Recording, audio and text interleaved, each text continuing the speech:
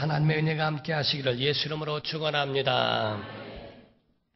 우리 전능하신 하나님은 모든 만물을 만드시고 또 아들을 통하여 인류를 구원케 하시고 성령을 통하여 우리와 영원히 함께 하시겠다고 하는 언약을 주신 선하신 하나님이십니다. 그 하나님은 우리의 아버지가 되시는 줄로 믿습니다. 이와 같이 또 그 가운데에 사람이라는 존재는 하나님이 만드신 피조물 가운데에 우리가 보면은 모든 취미를 가진 사람들은 취미에 따라 각각 다양하지 않습니까? 어떤 사람은 등산을 좋아하기도 하고 어떤 사람들은 또 스포츠를 좋아하기도 하고 어떤 사람들은 예능 프로그램과 같이 그런 거를 좋아하기도 하지만은 또는 낚시와 노래 부르기 또 여가 선용을 그와 같이 각각 자기 취미에 맞는 대로 하는 것처럼 하나님은 모든 피조물을 만드시되 모든 만물도 지으시고 또 영적 존재로는 천사도 만드시고 그리고 사람도 지으셨지만은 그 중에 가장 하나님이 아름답게 여기시고 신비롭게 여기시는 가장 소중한 존재로 만드신 것은 사람이었습니다. 그래서 이 사람이라고 하는 존재 안에는 굉장한 신비로움과 아름다움이 있어요. 사람의 몸을 하나하나를 뜯어보고 그 가운데 연구해 보더라도 얼마나 아름다운지 몰라요. 아주 신비롭죠. 그 속에 있는 우리 몸에 흐르고 있는 피나 혈관이나 이런 것들을 보더라도 그렇습니다. 우리의 혈관만 하더라도 약 10만 킬로가 된다고 그러고 또 하루에도 심장이 뛰는 횟수가 약 10만 번이 넘는다고 그러죠. 이와 같이 또 신장은 우리에 있는 찌꺼기를 걸러내기도 하고 우리가 먹는 음식물이 영양분으로 인하여 몸에 들어가 유익을 주기도 하지만은 그렇지 않은 것들은 배설할 수 있도록 모든 기능들을 볼 때에 참 신비롭다고 여겨지기도 합니다. 그러나 사람의 몸과 이 신체도 굉장히 신비로운데 그 속에 들어있는 정말 우리의 사람의 가치관이나 인격이나 그 속에 있는 성품이나 생각 이런 것에 대하여 보이지 않는 것을 보게 될 때는 더욱더 신비로움을 느끼게 됩니다. 그런데도 그 속에 더 들어가면은 영이라고 하는 것이 있어서 사람이 그런 육체는 흙으로 돌아가는 만물과 같이 낡아지지만은 그 영혼은 하나님 앞으로 나아갈 수 있는 영생에 들어갈 수 있는 영원한 존재라고 하는 것도 신비롭게 보게 되는 겁니다. 하나님은 이와 같이 얼마나 세심하게 우리를 다가오시고 세심하게 우리를 돌보시고 축복을 하시는지 사람의 머리털까지도 다 세신 바 되었다라고 성경은 그렇게 우리에게 증거하고 있습니다. 사랑하는 성도 여러분, 천지창조를 아십니까? 거기에 절정은 사람인 줄로 믿습니다. 하나님이 이 사람을 위하여 모든 만물을 만드신 거예요. 부모가 어린아이를 위하여 모든 것들을 미리 태어나기 전에 준비하는 것처럼 아직 신고 다닐 것도 아닌데도 신발을 준비합니다. 옷을 준비합니다. 기저귀를 준비합니다. 아이를 위하여 모비를 만들고 도배를 다시 하고 그를 위하여 장난감을 만들어 놓습니다. 그와 같이 어린아이를 위하여 모든 것이 부모의 마음이 집중되어 있는 것처럼 하나님이 모든 만물 가운데에 천사는 사역자들로 불꽃과 바람으로 삼으셨다고 히브리서 1장 7절 이하에 말씀했지만은 그러나 사람을 통하여서는 하나님의 사랑의 대상으로 삼게 하셔서 사람은 하나님의 사랑을 떠나서는 살 수 없는 하나님이 눈에 정말 넣고 다니고 아주 주머니에 넣고 다니기도 아까우리만큼 그렇게 소중하게 여기신 것이 인간이라는 겁니다. 우리가 결혼식을 하더라도 마지막 절정 클라이막스가 신랑 신부죠. 신부의 입장이란 정말 과관입니다. 결혼식을 마친 후에 거기를 나갈 때에 신혼행진을 할 때에 모든 사람들이 기립박수하면서 그에 대하여 축복하라는 그 아주 장관을 보지 않습니까? 이와 같이 하나님이 모든 만물을 지으실 때도 빛과 어둠을 나누시고 물과 물을 나누시고 묻과 또 물을 나누시고 그 가운데에 해로 달로 별로 채우시고 물고기로 채우시고 각각 모든 짐승들로 채워가시는 과정이 누구를 위하신 건가? 인간을 위하여 사람이 살 수 있는 모든 조건과 여건을 만들어 놓으신 후에 거기에 사람을 마지막에 등장시킨 것과 같습니다. 우리가 신혼집을 먼저 다 준비해 놓고 거기 안에는 결혼식 하기 전에 다 신혼 살림을 넣고 입주의 준비를 마친 후에 결혼식과 동시에 이제 집으로 들어갑니다. 그렇게 들어가면서 가정의 한 가정에 탄생되어진 것을 보는 것처럼 하나님의 모든 만물을 다 만드신 것은 이와 같이 인간을 위하여 행하신 배려요, 축복이요, 사랑이라고 말씀을 하고 있는 겁니다. 이와 같이 우리가 얼만큼 하나님의 사랑받는 소중한 존재인가? 사람의 육체는 굉장히 중요하죠. 이 육체가 있어야 우리가 어떤 일을 하더라도 용이하게 사용할 수 있죠. 건강해야 합니다. 그러나 사람의 가치는 육체에 있는 게 아니고 그 속에 들어있어요. 의사도 그 속이 의사가 된 것이지 겉에 가운만 입었다고 의사가 아닙니다. 우리가 강도도 겉에 어떤 옷을 멀쩡하게 입었어도 그가 마음속에 강도의 일을 하고 사람을 해친다면 그 사람은 이와 같이 해롭게 하는 존재가 되고 맙니다. 마음속에 무엇을 가지고 있는지, 생각이 무엇인지, 그 속에 지식은 있는지, 성품은 어떤 것인지, 사람의 가치는 속에 있는 것들로 그 사람을 판단할 수 있다는 거거든요. 이와 같이 사람의 가치가 그 속에 있을진데 정말 모든 성경에 보면은 가정과 부부의 생활에도 마찬가지로 너희는 지식을 따라 행하라. 반대로 말하면 무식하게 하지 마라. 우리가 인격이나 성품은 서로의 배려에서 비롯됩니다. 인격은 배려에서부터 나오는 것인데 아내를 위하여 배려해주고 남편을 위하여 배려해주는 것, 강압적인 것이 아니라 한 사람의 희생이 한 사람으로 인하여 유익을 주고 더 평화를 준다는 것은 너무너무 중요합니다. 그래서 아내를 위하여 그를 위해서 모든 준비를 해주고 남편을 위하여 음식을 준비하며 각각 그런 모든 것들을 함께 배려하는 것, 부모가 자녀를 위하여 배려하고 자녀는 부모를 위하여 배려하면서 함께 살아가는 것을 보게 됩니다. 이와 같이 사람이라고 하는 존재는 너무너무 이와 같이 하나님을 닮아서 그와 같이 세워진, 만들어진 피조물이라는 특별한 은혜가 있습니다. 그러나 짐승이라고 하는 것은 바로 짐승은 하나님의 형상을 따라 지음받은 것이 아니고 피조물이기 때문에 인간과는 차원이 다른 거예요. 사랑하는 성도 여러분, 우리가 보면은 신앙생활하면서 때로는 어떤 때는 이해되지 못하는 경우도 있습니다. 어떤 때는 생각하기를 하나님이 왜, 과연 나에게 왜 이러실까? 왜 나는 이런 일이 왜 나에게 하필 나에게 이런 일이 있을까라고 의문스러울 때도 없지 않아 있을 수 있습니다.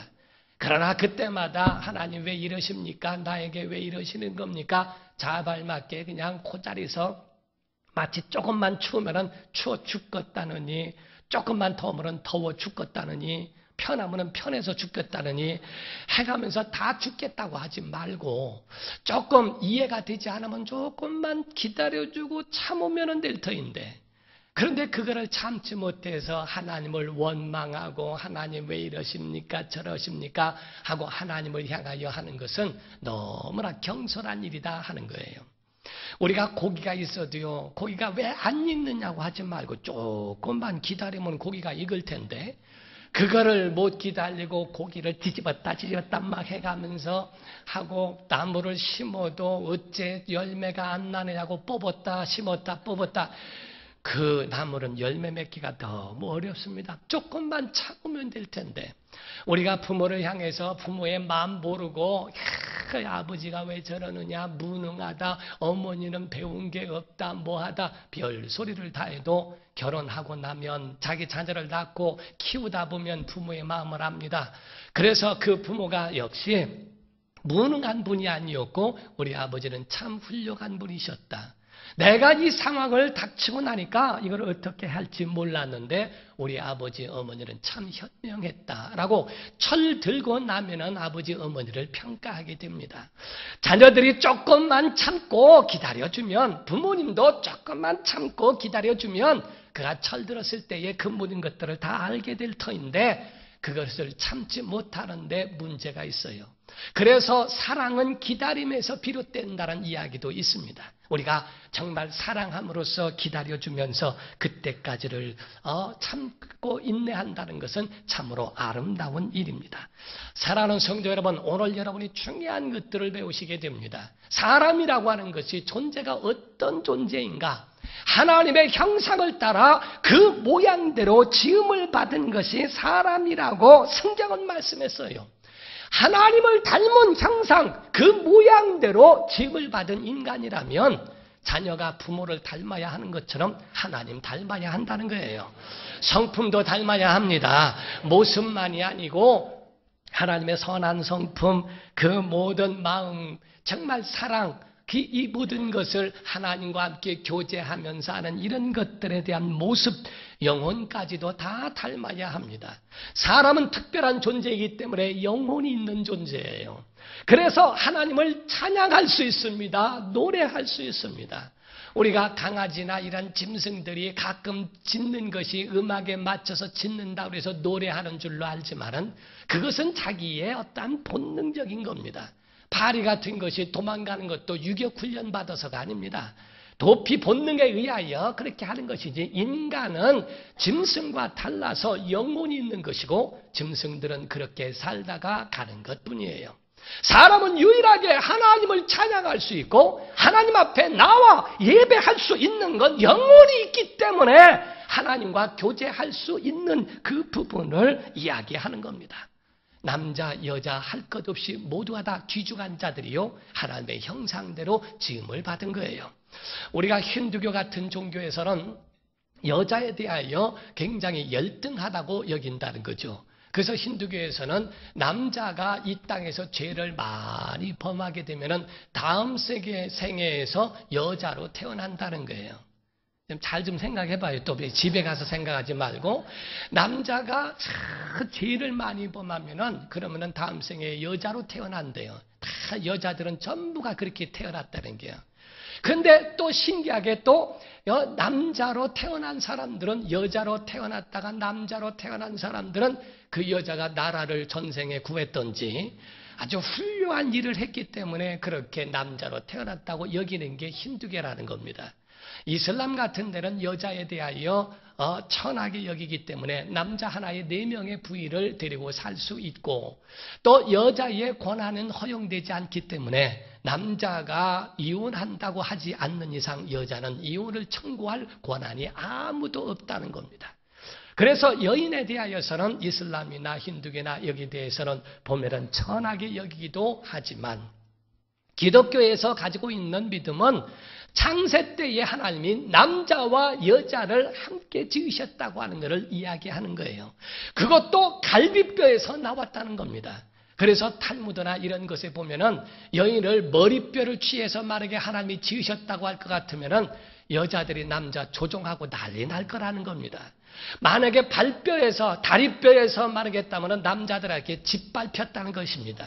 그래도 하나님은 갈비뼈에서 때린 걸 얼마나 다행스럽게 하시는지, 한국에도 갈비뼈에서 때렸기 때문에 옆에 있네, 옆에 있네 이렇게 되더라고요.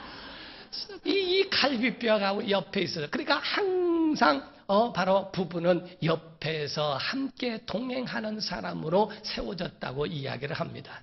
어쨌든 남자나 여자나 동등된 그 권리를 하나님이 주셨고, 그들을 통하여 하나님이 영광 받으시는 것을 기뻐하셨다고 말씀했어요.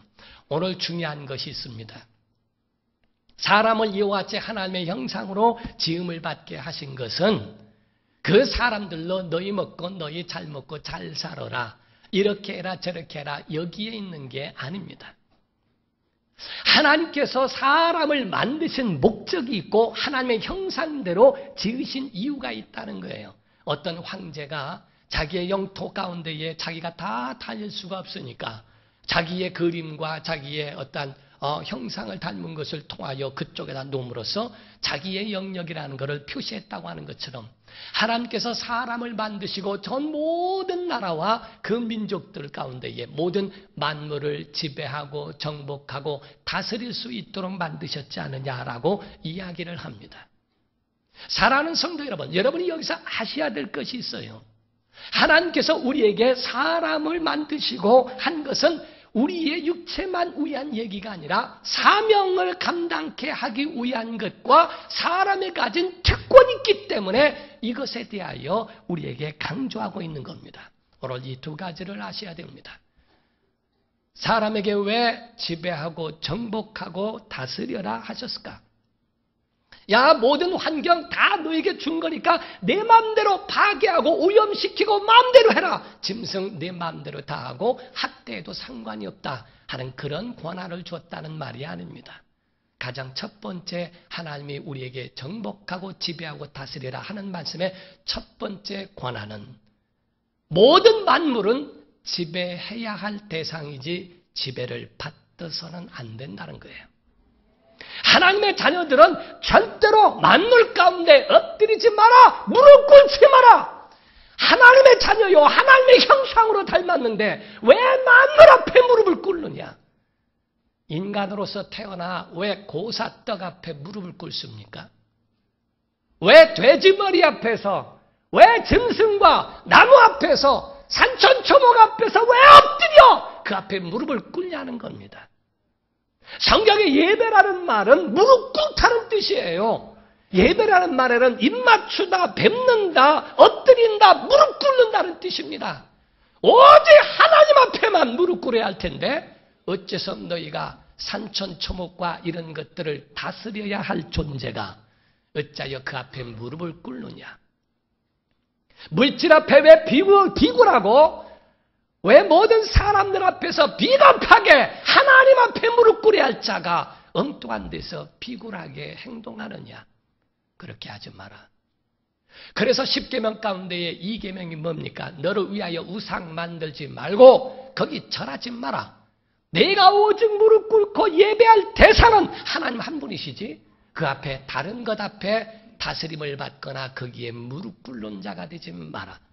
사랑하는 성도 여러분, 예수께서 40일 금식하셨어요. 금식하시고 줄이신 가운데 사단이 접근합니다. 내가 하나님의 아들이냐? 이 돌이 떡이 되게 해라. 이 말은 네가 돌이 떡이 되게 해서 먹어라 하는 얘기입니다. 너 배고프지? 너 전능하다며 능력이 때문에 이 돌을 떡으로 만들어 먹어서 시장기부터 채워야 할 거 아니냐? 예수께서는 그 가운데 비굴하게 그렇게 순종하지 않으셨어요. 사람이 떡으로만 살 것이 아니요 하나님의 입으로 나오는 모든 말씀으로 산다. 그때에 사단이 높은 산에 올라가서 떨어지라고 얘기합니다. 낭떠러지 떨어져 봐라. 천사가 붙을 거 아니냐? 너 전능하다며 하고 이야기합니다. 그때에 말하기를 예수께서 말씀하시기를 주 너의 하나님을 시험하지 말라. 우리 여러분과 저는 이걸 아셔야 합니다. 하나님의 말씀을 믿는 것이지 시험하는 게 아닙니다. 하나님의 말씀을 믿으라고 주셨지 시험하라고 준 게 아니다. 하고 거기에 단언하시고 선포하십니다. 그때 마지막으로 얘기하죠. 높은 성에 올라가서 천하 영광을 보여주면서 다 모든 영광이 내 것인데 너 나에게 엎드려 경배하면 내가 너에게 이것을 주겠다. 천하 영광을 줄 테니 나에게 엎드려 예배하라, 경배하라, 절하라. 그때 예수께서 사탄아 물러가라 하고 명하십니다. 사랑하는 성도 여러분, 차라리 하나님의 아들 예수 그리스도 앞에 풍랑이 엎드립니다. 파도가 무릎 꿇습니다. 질병이 떠나가고 귀신이 항복을 합니다. 죽어서 썩은 냄새가 나는 나사로의 무덤에서 그 가운데에 죽음이 엎드려 그 가운데에 죽음이 끝까지 결박할 수 없어 나사로가 부활합니다. 성경의 마태복음 10장 1절을 보면 12제자를 부르사 둘씩 짝져 버리셨다고 그랬어요. 그리고 또 누가복음 10장에는 70명을 달리 세우셔서 둘씩 또 보내셨다고 되어 있어요. 17절 이하에 70인이 기뻐 돌아와 말하기를 주여 주여 주의 이름으로 귀신들이 우리에게 항복하더이다. 차라리 악한 영들이 그 앞에 우리 앞에 엎드리고 항복하고 그 앞에 내려놔야지 어째서 내가 그 앞에 사람 앞에 무릎 꿇고 그 앞에 있는 짐승과 이런 것들에게 내 자신을 그 앞에 내려놓냐는 거예요. 왜 무릎 꿇고 예배하냐는 겁니다. 너는 다스릴 존재이지 다스림을 받는 교만하라는 이야기가 아닙니다. 내가 누구 앞에 무릎 꿇느냐 거만하라는 이야기가 아닙니다. 존중해주고 존경하는 것을 그거를 금하고 뻣뻣하게 살아라 그런 이야기가 아닙니다. 주님이 말씀하신 그 말씀대로 우리가 정말 섬김의 대상으로 세상에 있는 그런 열등한 것에 의하여 그 앞에 무릎 꿇지 마라. 너희는 하나님의 대행자다 하는 얘기예요. 여러분 하나님 앞에 예배하기를 예수 이름으로 축원합니다. 두 번째 말씀하시는 것은 너는 만물을 지켜라 하는 얘기입니다. 만물에 대하여 파괴시키고 만물에 대하여 그런 것들을 내 마음대로 그거를 오염시키고 마음대로 그거를 내 멋대로 살아란 이야기가 아니라 바른 위치와 바른 역할을 할 수 있도록 그것을 내가 감당해라. 수해를 당했습니까? 복구해야 합니다. 사막화되고 있습니까? 꽃을 심고 그 가운데에 길을 내줘야 합니다. 그 가운데에 어려움 당하는 사람이 있습니까? 다시 한번 세워줘야 됩니다. 그 가운데 물을 아낄 줄 알고 산을 소중하게 여길 줄 알며 짐승들을 다스려 그 사람과 어떤 것에도 해가 되지 아니하도록 소중히 여겨주는 것, 이것이 바로 다스리는 거예요. 다스린다고 하니까 그것을 그냥 내 멋대로 살아가는 것을 이야기하는 게 아닙니다. 사랑하는 성도 여러분, 주일에는 타협 불가합니다. 하나님의 자리, 하나님 앞에 예배하는 자리에 나오시기를 예수 이름으로 축원합니다. 정말 주님 앞에 나와 예배하는 것, 이것은 바로 주의 사람들의 가져야 할 일이에요.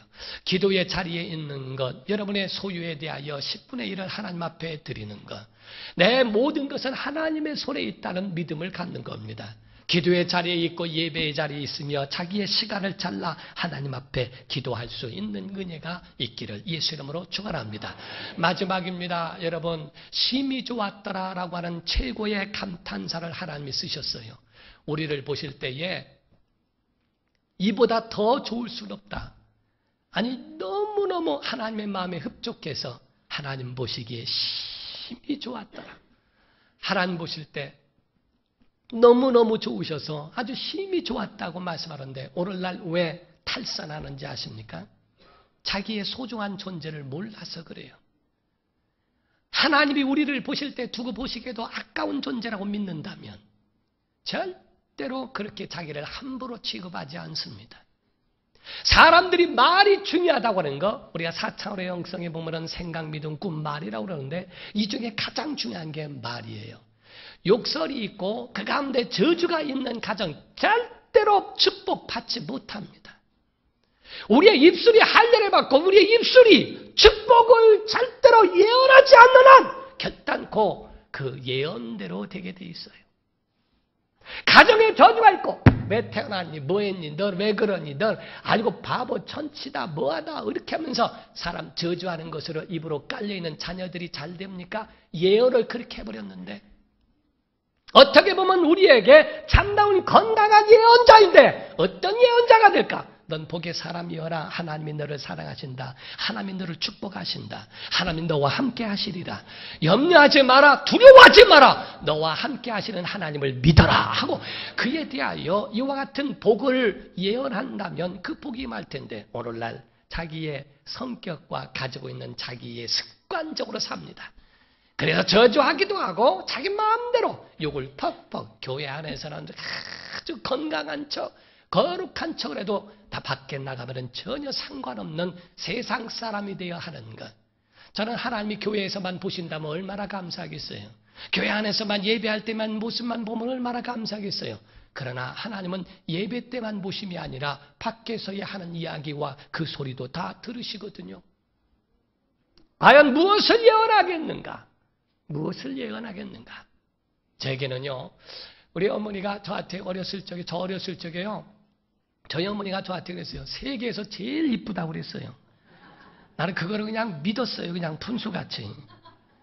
그런데 학교 들어갈 때쯤 됐는데 저를 이래가 보시더니 내 자식이니까 그렇지 어째 이렇게 못생겼냐. 나 이 얘기 듣고 얼마나 충격을 받았는지 내가 이 못생기긴 한 모양이로구나.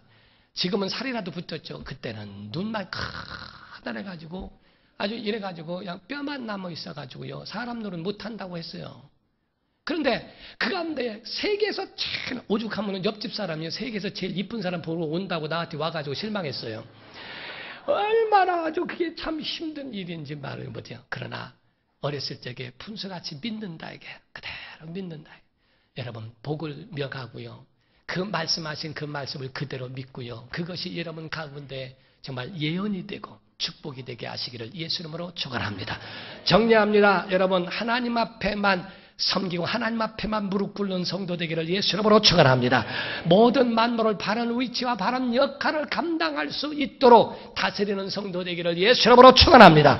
여러분 믿음의 예언자가 되어 여러분 모든 삶 속에 하나님의 건강을 명하신 하나님의 축복의 가정과 삶이 되시기를 예수 이름으로 축원합니다. 기도하시겠습니다. 이 시간에 다 같이 통성으로 기도하실 때 하나님 우리에게 하나님의 대언자 대행자 같은 정말 하나님의 형상된 인간 그러한 삶을 살 수 있도록 우리의 생각이 바뀌어지고 우리의 언어가 바뀌어지게 하시고 우리의 마음에 가지고 있는 자존감이 높아지도록 우리의 삶을 주관해달라고 다 같이 통성으로 기도하시겠습니다. 살아계신 하나님 아버지 주의 사랑과 은혜를 감사를 드립니다.